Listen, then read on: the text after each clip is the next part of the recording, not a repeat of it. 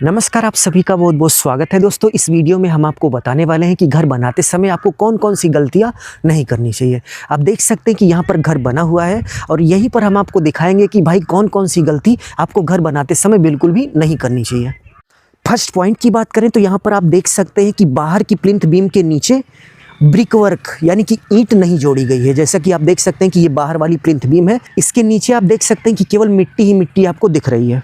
चाहे आप वहाँ से यहाँ तक देख लीजिए, चाहे यहाँ से यहाँ तक देख लीजिए या फिर सामने देख लीजिए। इस प्लिंथ बीम के नीचे ईंट जोड़नी थी बट ईंट नहीं जोड़ी गई। ईंट ना जोड़ने से भाई नुकसान क्या होगा और क्यों जोड़ना चाहिए, क्यों जोड़ना बहुत ही ज़रूरी है।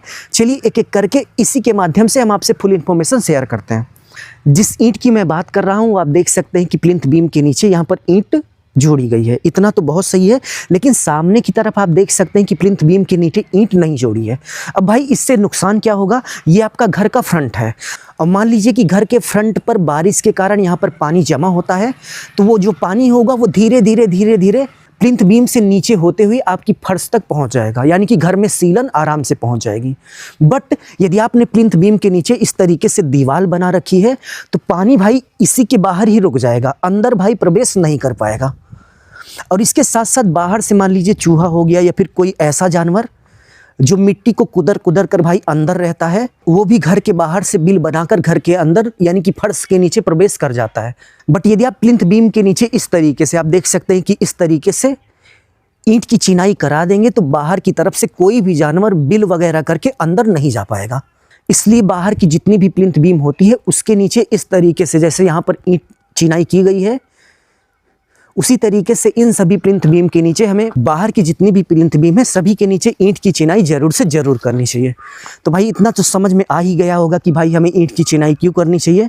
अब चलिए सेकंड टॉपिक देखते हैं कि घर बनाते समय सेकंड गलती कौन सी नहीं करनी चाहिए, जो कि बहुत सारे लोग करते हैं। सेकंड आप देख सकते हैं कि यदि आप इस तरीके से डोर और विंडो यानी कि दरवाज़ा और खिड़की लगा रहे हैं तो इसके ऊपर आपको लिंटर बनाना चाहिए। जैसे आप देख सकते हैं कि यहाँ पर लिंटर नहीं बना, यहाँ पर लिंटर नहीं बना। अब भाई यदि आप लिंटर नहीं बनाएंगे तो आप देख सकते हैं कि डोर और विंडो के कॉर्नर पर इस तरीके से क्रैकिंग आ जाती है।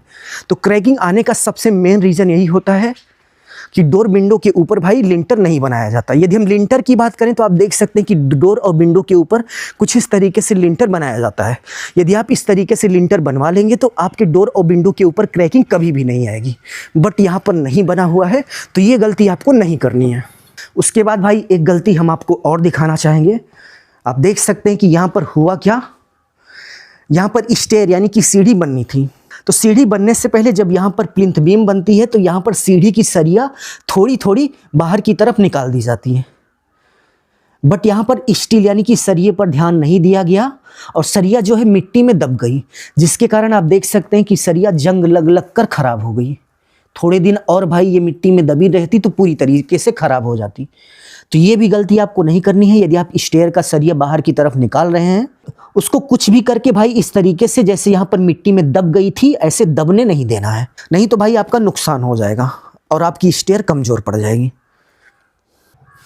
और इसके साथ साथ भाई एक चीज़ का और ध्यान रखिएगा, यदि आप इस तरीके से लकड़ी वाला रोशनदान लगा रहे हैं तो लकड़ी वाला रोशनदान लगाने से पहले कोई भी रोशनदान हो, बट यदि आप लकड़ी का लगा रहे हैं तो आपको लकड़ी के ऊपर यानी कि इस रोशनदान के ऊपर ज़रूर से ज़रूर एक लिंटर प्रोवाइड करना है।